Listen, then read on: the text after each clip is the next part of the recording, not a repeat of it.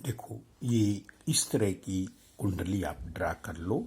आप अपनी कुंडली में देखने से पहले वहाँ पे ये भूल जाओ कि आपकी कुंडली में कौन सा नंबर लिखा हुआ है, कौन सा नहीं लिखा हुआ है। उसके बारे में हम बाद में स्टडी करेंगे। अभी आप जैसे मैं कह रहा हूँ इस तरह का एक आप कुंडली ड्रा कर लीजिए, जिसमें क्या है कि 1 नंबर, 2 नंबर, 3 नंबर, 4 नंबर, इस तरह से सारी नंबरिंग जैसे मैंने सेट की है, तो ऐसे सेट कर लो। और उसके बाद में हम समझने की कोशिश करते हैं।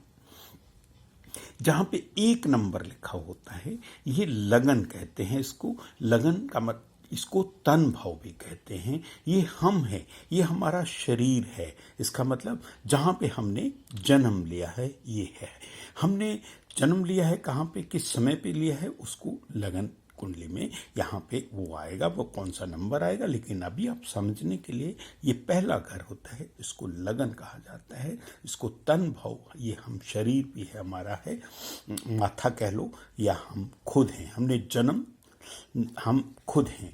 हमने जहाँ पे जन्म लिया, जिस घर में जन्म लिया, वहाँ पे ये 2 नंबर जो लिखा हुआ है, वो जिस घर में, इसको कुटुंब का घर भी कहते हैं, जिस परिवार का घर भी कहते हैं, जिसको वाणी का घर भी कहते हैं, इसको तन भाव कहा गया है, इसको धन भाव भी कहा गया है। वाणी का घर भी होता है। इसी तरह से ये तीसरा नंबर जो है, ये भ्राता का घर है, भाई का घर है, पराक्रम का घर है हमारा, छोटी मोटी बीमारियों का भी घर है, ये हमारी मेहनत का घर भी है, ये यात्राओं का भी घर है। छोटी यात्राएं भी यहाँ से हम देखी जा सकती है। चौथा घर जो है, ये माता का घर कहा गया है, ये सुखों का घर है। हमारे पास जमीन जायदाद, हमारी पैतृक प्रॉपर्टी, घर बार, ये हम हैं, ये हमारा परिवार है। हमारे परिवार के पास में कितनी प्रॉपर्टी है, कितना ज़मीन जायदाद हमारे पास होगी या हमारी मिलेगी, वो हमें जीवन में सुख कैसे मिलेंगे। माँ का सुख मिलेगा, नहीं मिलेगा, ज़मीन जायदाद, प्रॉपर्टी, घर बार, गाड़ी बंगला, नौकर चाकर, सब हम चौथे घर से देखेंगे।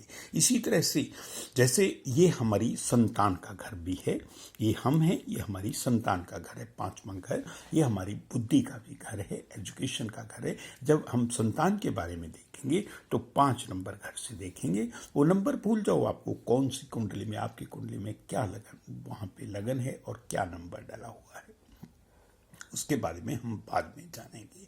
इसी तरह से ये इसको संतान भाव भी कहा गया है। और छठा घर जो है, ये रोग, ऋण, कर्जा, मुकदमेबाजी का घर है।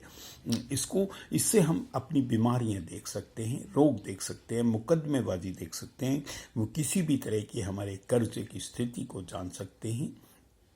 ये नौकरी का भी घर है। और इसी तरह से ये सप्तम भाव, जिसको जाया भाव भी कहा गया है। जाया का मतलब पत्नी, जैसे ये हम हैं और ये हमारी पत्नी का घर है। अगर ये औरत का घर है, ये मर्द का घर होगा, उसके पति का घर होगा।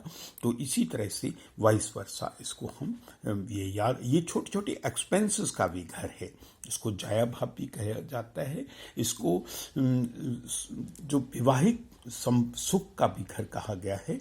और इसी तरह से अष्टम घर जो है, इसको आयु का घर कहा गया है। ये आयु का स्थान है। ये अध्यात्म का भी, स्पिरिचुअल नॉलेज का भी है, अध्यात्म का भी है, और ऑब्स्टेकल्स का भी है, और पत्नी से सुखों का भी घर है। पत्नी के सुख भी यहाँ से देख सकते हैं। ये ससुराल का भी घर है।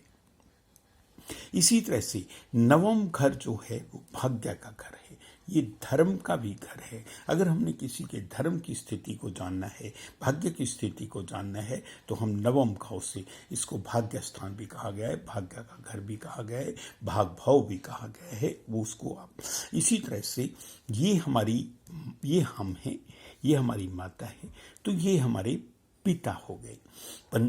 उसके बाद में ये कर्म भाव है। नौकरी, गवर्नमेंट, सरकारी नौकरी, गवर्नमेंट नौकरी, कोई भी चीज़ हमने इससे देखनी है, तो हम 10वें घर से अपना कर्म, बिजनेस, रोजगार, सब कुछ, ये पार्टनर हाउस भी है, ये लाइफ पार्टनर और दूसरा पार्टनर का भी देख सकते हैं।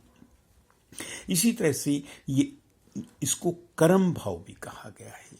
ये 11वां घर जो है, इसको आय का घर भी कहा गया है, आय स्थान है ये। और ये छोटी से छोटी बीमारियों को भी डायग्नोस करता है, क्योंकि ये छठे घर से छठा घर है। 1, 2, 3, 4, 5 और 6, छठे से छठा होने के कारण ये पूर्ण रूप से छोटी छोटी बीमारियों का, आमदन का घर भी है। और इसी तरह से 12वां घर जो है वो व्यय का घर है, व्यय का घर है, खर्चे का घर है। यहाँ से हम मेडिकल एक्सपेंस भी देख सकते हैं। मेडिकल एक्सपेंस हमारे ये बाहरी स्थान है, ये विदेश का स्थान भी। यहाँ से हमें पता चलेगा कि बच्चा विदेश जा सकता है, जाता है कि नहीं जा सकता। ये विदेश का घर भी है, ये खर्चे का भी घर है, ये जेल यात्रा का भी घर है। अगर हमें किसी की कुंडली में जेल यात्रा का होना तय होता है तो 12वें घर के ये नुकसान का घर भी है। वो हमने पहले आपको सारी चीजें पढ़ी हैं। इसी तरह से इनको अभी आप शॉर्ट में जानिए कि इसको 1 नंबर जो लगन कहा गया है, इसको तन भाव, ये दूसरा नंबर धन भाव, तीसरा जो है भ्राता का, इसी तरह से माता का, और चौथा संतान का, छठा रोग का घर, और सप्तम भाव जया भाव, अष्टम भाव आयु का घर, भाग्य स्थान, कर्म स्थान, ये बड़े भाई का घर भी है, और आमदन का भी घर है। जैसे छोटे का ये हो गया तीसरा, पराक्रम का जो स्थान होता है, ये आमदन का स्थान जो है बड़े भाई का। जैसे ये हम हैं, ये हमारे बड़े भाई हैं, ये हमारे छोटे, चाहे हमारे से जो इमीडिएटली बड़े हैं उनके बारे में, जो इमीडिएटली छोटे हैं, क्योंकि अभी आप कंफ्यूज हो जाओगे। हमने छोटे से छोटे, अगर किसी के 5 बहन भाई हैं तो उसके बारे में भी हमें उस कुंडली से पता चलेगा, उससे छोटा कैसा होगा, उससे छोटा। अभी हम उस टॉपिक पे नहीं जा रहे। ये व्यय भाव है, खर्चे का घर है। तो इसी तरह से ये जो हमने कुंडली बनाई है, इसको आप सिर्फ शॉर्ट में इतना समझ लीजिए कि हर चीज को कोई ना कोई चीज, जैसे मैंने आपको बताया है, रिप्रेजेंट करती है। ये हमारे शरीर को रिप्रेजेंट करती है, ये हमारी आत्मा को रिप्रेजेंट करता है, ये पहला घर।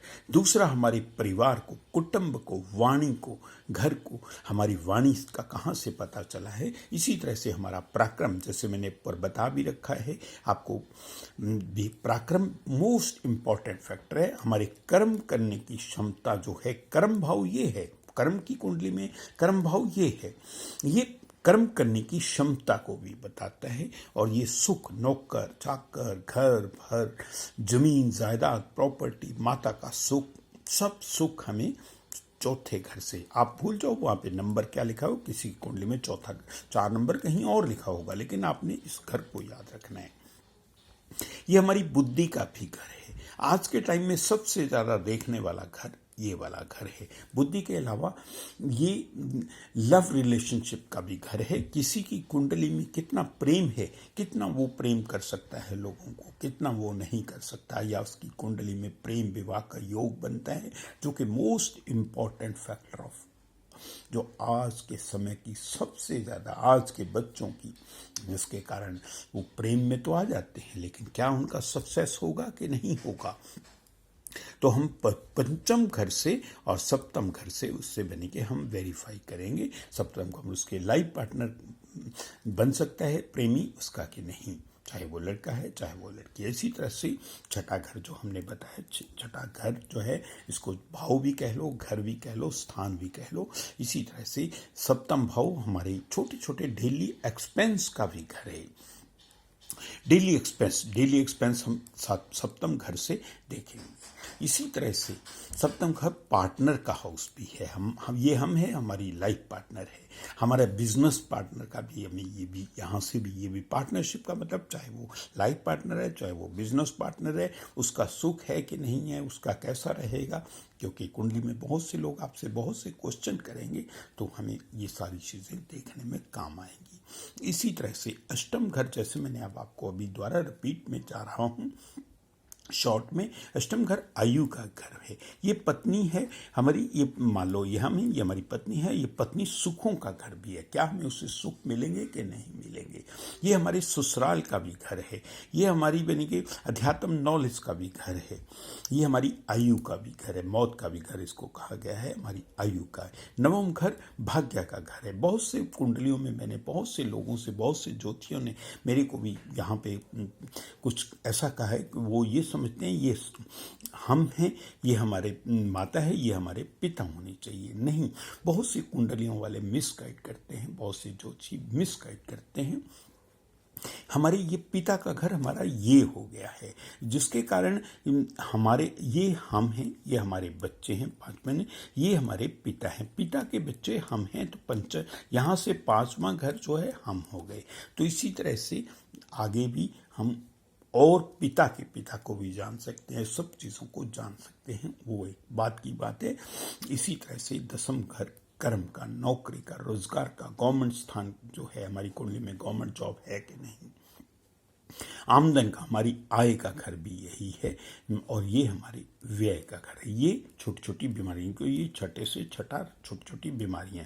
कभी एक बीमारी हमारी मान लो जुकाम हो गया, उसके बाद पेट दर्द शुरू हो गया, उसके बाद सिर दर्द शुरू हो गया। छोटी छोटी बीमारियों का घर भी ये यहाँ से हमें पता चलेगा। ये व्यय है। जेल यात्रा तक भी करवा सकता है, हमें यहाँ से पता चलेगा। व्यय खर्चे का घर भी है, हमारी डेली नीड्स का। इस तरह से इसको कुंडली को ड्रा करके अभी आप ये चीज़ों को समझें। आगे हम चलते हैं। गॉड ब्लेस यू और थैंक्स।